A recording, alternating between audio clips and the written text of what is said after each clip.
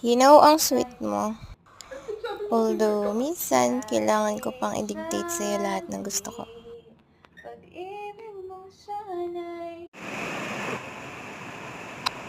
Konting bilis ko ng pick up. Medyo bugnutin ng jowa mo eh. Hope so. Soon to be fiancé. Shoutout nga pala sa Shao Bistro Cafe. Thank you kasi naging daan kayo ng pagbabati namin. I love you, Ma'am Jen Jaramillo, my friend. If one day we go back to being strangers, another vloggers it's okay. Na naman. That doesn't mean I hate you or forget about you. It just simply means that I'm giving you back your life and your peace. Para yan sa mga I want you to live your life the way you deserve it.